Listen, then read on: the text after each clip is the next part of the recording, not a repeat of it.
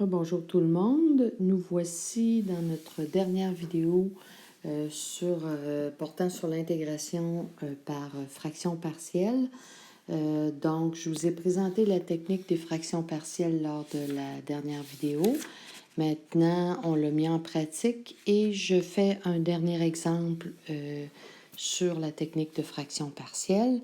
Donc, c'est l'exemple que vous retrouvez à la page 67 de vos notes de cours. Un exemple plus compliqué que je vais tenter de résumer. Là, je ne le ferai pas tout dans toute sa longueur.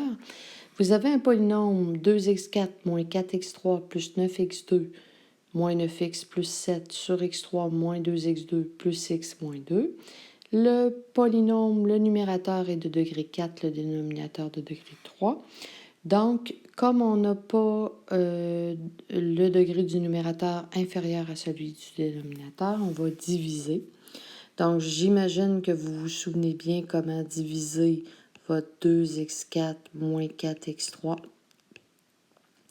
plus 9x2. Donc, moins 9x plus 7. J'imagine que vous vous souvenez bien comment diviser par donc x3 moins 2x2 plus x moins 2. Donc, on prend le 2x4 naturellement, puis on divise par x3.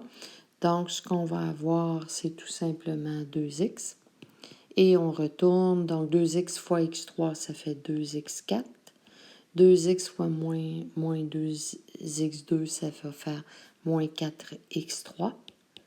2x fois x, c'est donc 2x2. Et 2x fois moins 2, donc moins 4x. Alors, si on soustrait la ligne 1 moins la ligne 2, il nous reste donc 9x2 moins. Donc, on fait bien un moins ici, donc moins la ligne 2. 9x2 moins 2x2, donc on a donc 7x2 moins 9x moins 4, donc plus 4x, donc ça fait moins 5x et plus 7. Donc, ce qu'on obtient, c'est tout simplement que le 2x4 moins 4x3 plus 9x2 moins 9x plus 7 divisé par ce qu'on avait tout à l'heure, donc le x3 moins 2x2 plus x moins 2, eh bien, tout ça est égal à quoi? Donc, est égal à 2x. Le reste, c'est ce que vous avez ici. Donc, plus 7x2 moins 5x plus 7 divisé. Donc, ce reste-là est sur le dividende. Donc, sur x3 moins 2x2 plus x moins 2. Donc, en divisant, on obtient un 2x. Maintenant, ce qui nous reste à travailler, c'est ce que vous avez comme expression ici. Donc, un polynôme de degré 2 divisé par un polynôme de degré 3. Alors, c'est celui-là qu'on va chercher à écrire sous forme de fraction partielle. Alors, pour bien faire ça, ce qu'on va faire, donc j'efface ici ce qu'on a là. Alors, ce qu'on va faire pour bien le faire, on va tout simplement se dire que, donc, le 7x2,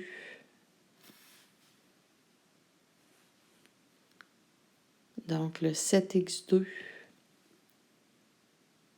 donc je vais garder tout simplement, je vais le garder ici intact. Donc, ça, ce que ça nous donne, c'est 2x plus 7x2 moins 5x plus 7. Et je vais tenter de factoriser le polynôme du dénominateur x3 moins 2x2 plus x moins 2.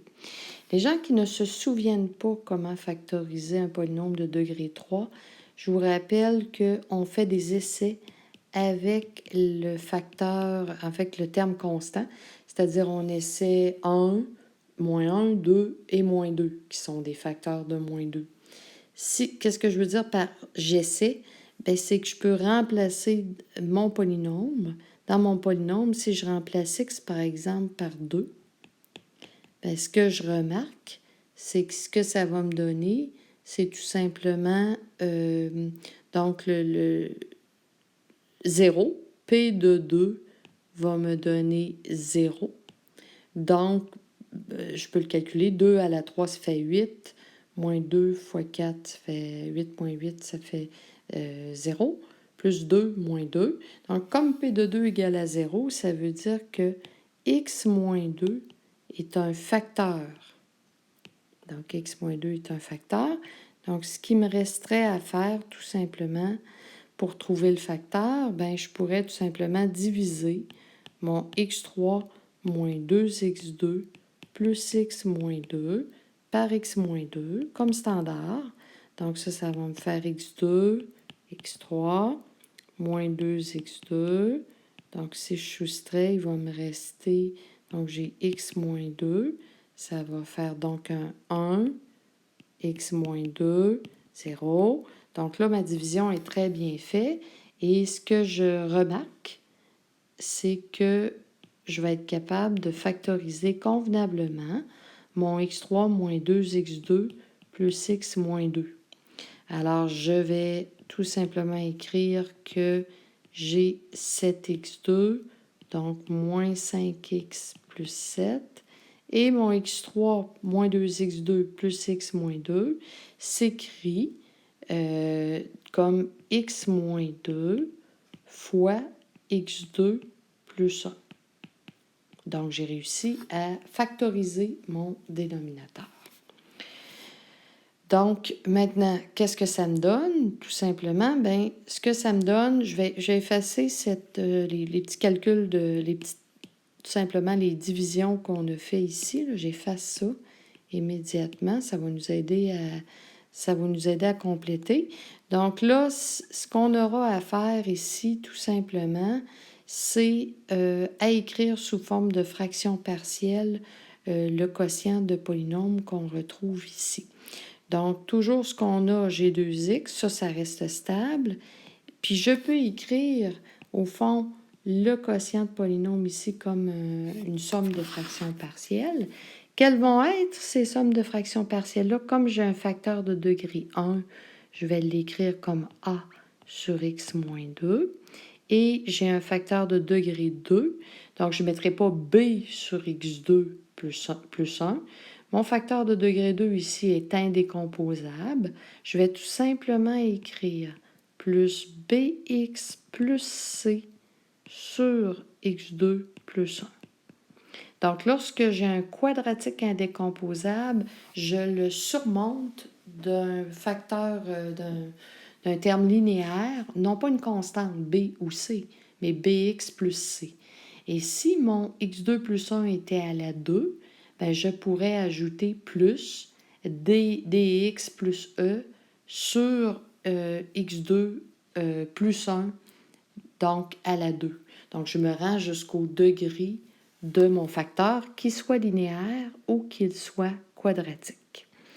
Bon, maintenant, ce qui est important pour moi, c'est de constater que j'ai, donc toujours 7x2 moins 5x plus 7 sur x moins 2 fois x2 plus 1 et que tout ça est égal.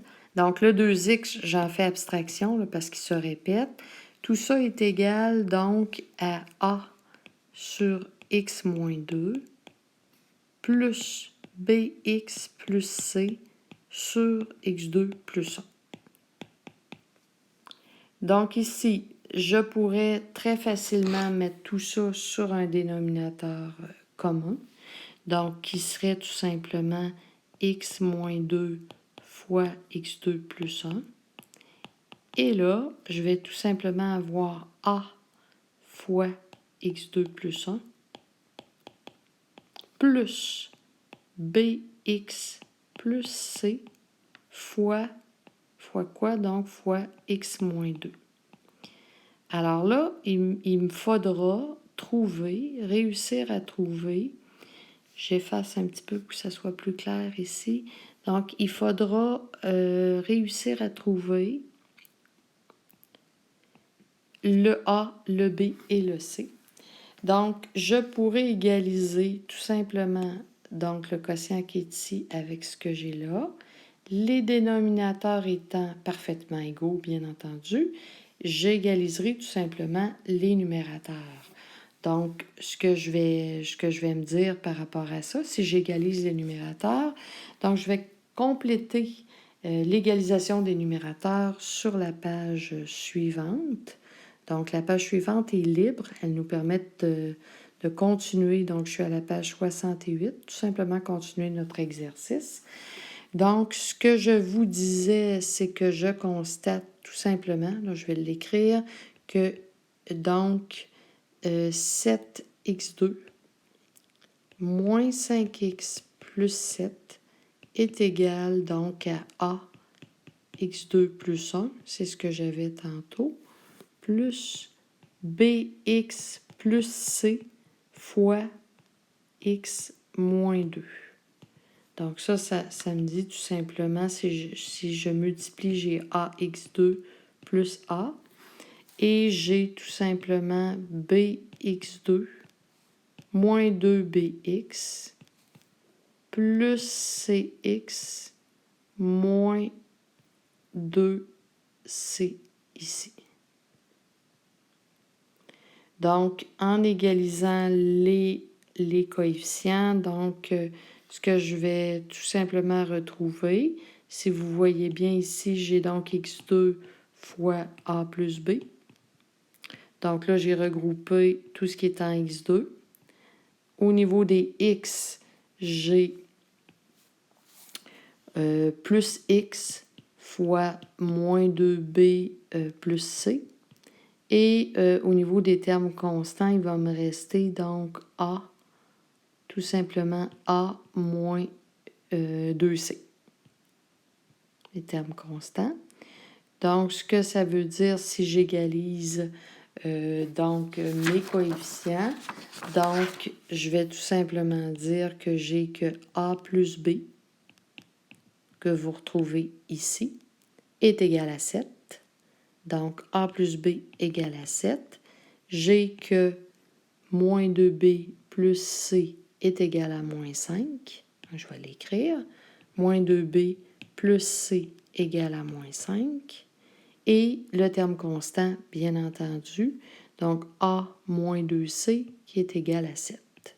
Donc, a moins 2c égale à 7. Maintenant, ce qu'on aurait à faire, c'est de résoudre le système de, donc, 3 équations, 3 inconnues, en remplaçant, faisant ce qu'on appelait la substitution secondaire. Je vous épargne les détails parce que c'est quand même très long. Si vous faites tout le calcul, si on résout le système qu'on a ici, on va obtenir que notre valeur de A va être égale à quoi? Donc, va être égale à 5. Donc, on va avoir A égale à 5. On va avoir B égale à 2. Et on va avoir C égale à moins 1. Donc, je vous laisse faire l'exercice de résoudre le système. Les systèmes ne seront jamais aussi compliqués que celui-ci, mais le système est quand même un peu long à résoudre.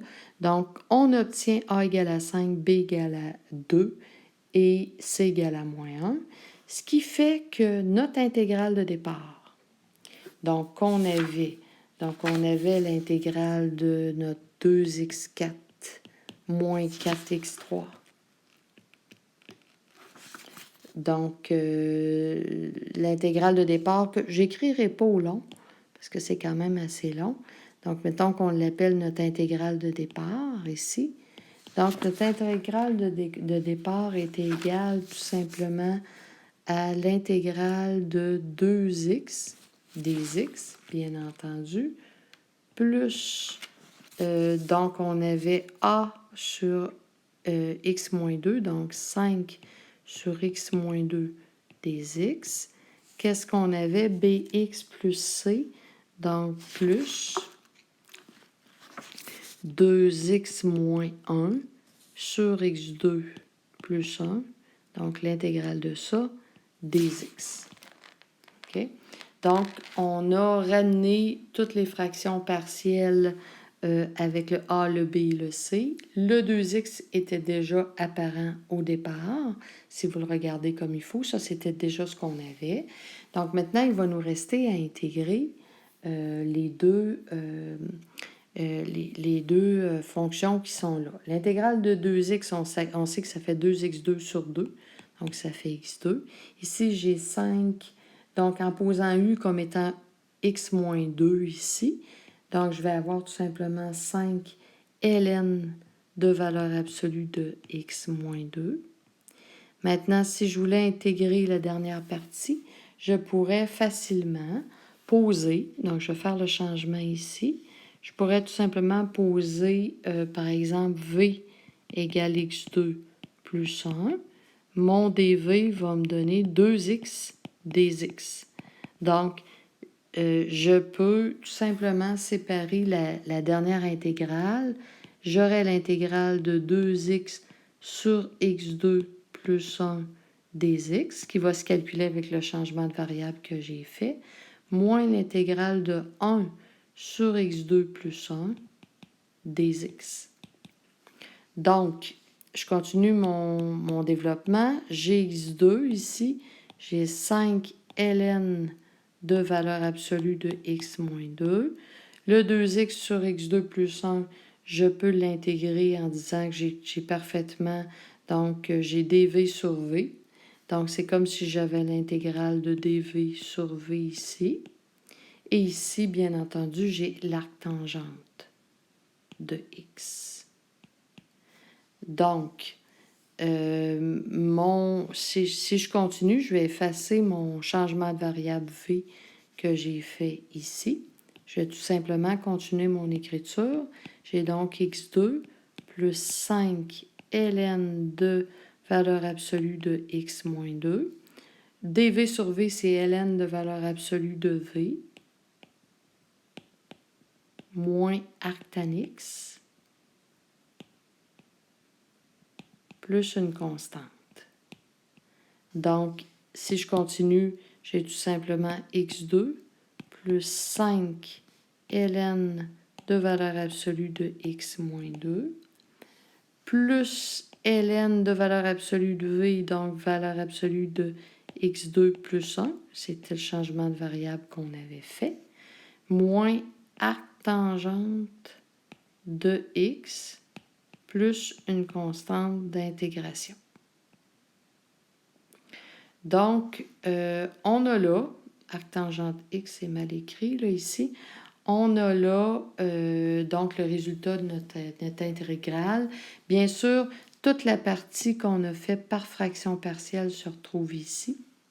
Et ça nous montre clairement que la technique de fraction partielle nous aide à trouver facilement une intégrale. Donc ici, on a un résultat quand même beaucoup plus simple. Il y a beaucoup de logarithmes. On a un résultat beaucoup plus simple qu'on a obtenu là, grâce aux fractions partielles.